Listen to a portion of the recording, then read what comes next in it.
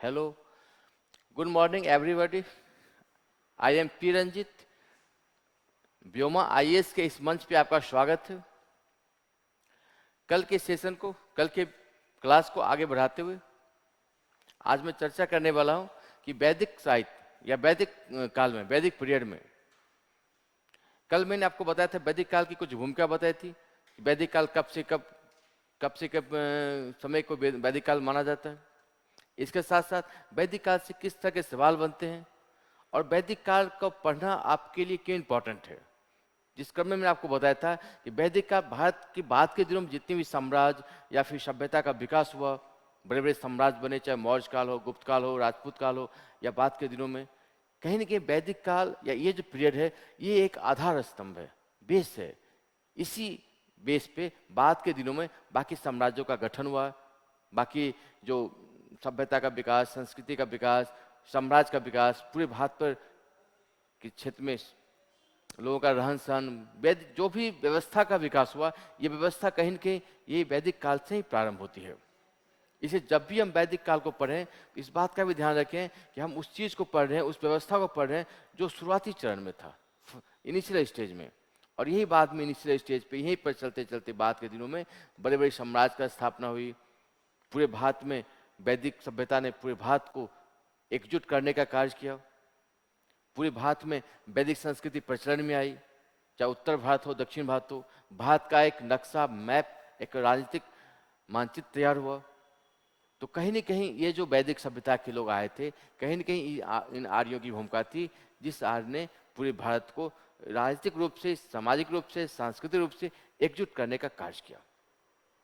इसलिए जब भी आप वैदिक काल को पढ़ें, इस बिंदु को भी ध्यान रखेंगे और आपका सवाल भी यहीं से बनेगा कि आखिर वैदिक काल से क्या क्या कंटिन्यूटी है, चाहे वो पॉलिटिकल सेक्टर में, चाहे वो सामाजिक क्षेत्र में, चाहे वो इकोनॉमिकली या फिर कल्चर के रूप में, सांस्कृतिक, आर्थिक, राजनीतिक, सामाजिक, ऐसी क्या कंटिन्यूटी है, ऐसी क्या साम्यता है जो हमें आज भी देखने को मिलती है। आज के समाज, वर्तमान काल के समाज में भी, वर्तमान काल की व्यवस्था में भी इस बिंदु को हमें, इस बिंदु की झलक देखने को मिलती है।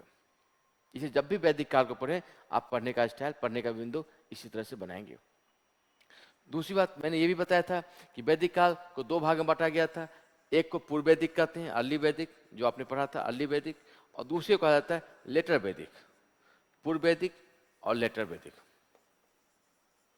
लेटर वैदिक जिसका समय काल 1500 से 1000 बीसी और उसका समय काल 1000 से 600 बीसी के बीच रहा था। तो जब भी वैदिक काल को पढ़ें तो यहाँ पर वैदिक काल को आपको तुलना करना है, पूर्व वैदिक काल, उत्तर वैदिक काल। आपके जो सवाल बनेंगे, यहाँ सवाल दो तरीके से बनेंगे, सवाल का दो प्रकार का प्रारूप होगा। एक ऋग वैदिक काल, उत्तर वैदिक काल की तुलना करते हुए बताना पड़ेगा कि आखिर परिवर्तन विकास किस रूप में हुए और कहाँ कहाँ परिवर्तन विकास के बिंदु देखने को मिलते हैं।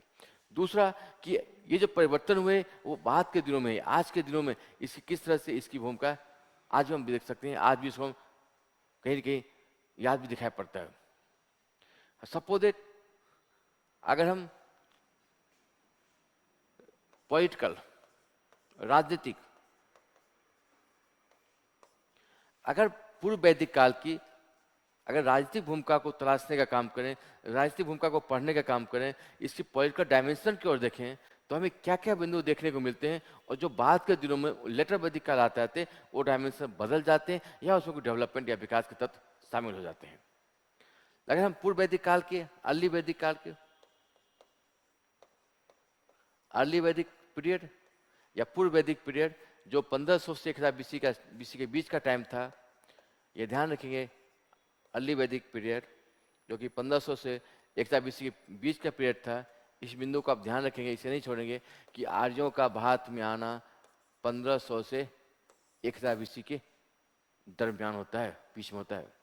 इस वक्त वैदिक काल के जो लोग आए थे उनकी राजनीतिक भूमिका, उनका राजनीतिक जीवन किस प्रकार से रहा था या किस प्रकार से वो उन्होंने पॉलिटिकल डायमेंशन की संरचना तैयार की थी।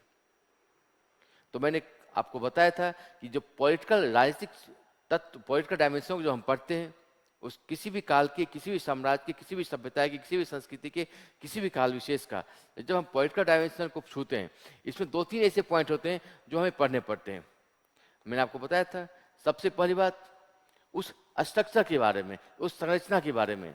अगर मुगल काल को पढ़ रहे हैं तो मुगल काल में राजनीतिक संरचना किस प्रकार से थी, चाहे वो मनसबदारी के रूप में देखने को मिलती हो, चाहे जागीरदारी के रूप में देखने को मिलती हो, या मुगल और अमीर, जो बादशाह और अमीर के बीच जो संबंध था। तो सबसे पहले हम पढ़ते हैं उस काल विशेष की संरचना के बारे में, पॉलिटिकल संरचना के बारे में, स्ट्रक्चर के बारे में। अगर हम आज के वक्त का हम पॉलिटिकल संरचना पढ़ें तो हम देखेंगे डेमोक्रेसी है, केंद्र और राज्यों के बीच एक संघीय व्यवस्था कायम है। तो ये जो डेमोक्रेसी या संघीय व्यवस्था है वो एक प्रकार से स्ट्रक्चर का काम करते हैं। तो जब भी किसी काल विशेष का हम पॉलिटिकल स्ट्रक्चर को पढ़ने का प्रयास करें तो सबसे पहले हम इस बिंदु को देखेंगे या समझने का प्रयास करेंगे कि आखिर किस प्रकार का पॉलिटिकल स्ट्रक्चर रहा होगा उस काल विशेष में, उस समय में किस प्रकार की राजनीतिक संरचना काम कर रही थी। डेमोक्रेसी हो सकती है, वो रिपब्लिक सिस्टम हो सकता है, वो मोनार्की सिस्टम हो सकता है, वो किसी और प्रकार का सिस्टम हो सकता है।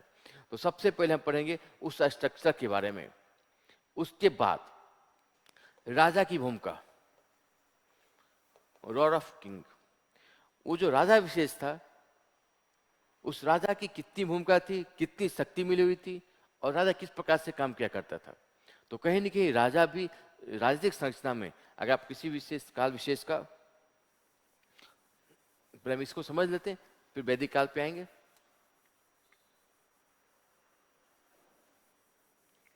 वैदिक काल को की शुरुआत करें इससे पहले मैं आपको एक ब्रॉड आइडियाज दे देता हूं कि आखिर पॉलिटिकल डायमेंशन में या सोशल डायमेंशन में या रिलीजियस डायमेंशन में हम क्या क्या पढ़ते हैं। सपोज अगर हम पॉलिटिकल स्थिति की बात करें, पॉलिटिकल डायमेंशन की बात करें, तो जब भी किसी काल विशेष का पॉलिटिकल डायमेंशन पढ़ना स्टार्ट करें तो सबसे पहले हम पढ़ेंगे उस वक्त विशेष की स्ट्रक्चर के बारे में, संरचना के बारे में। उस किस प्रकार की संरचना थी, किस प्रकार का स्ट्रक्चर था। अच्छा,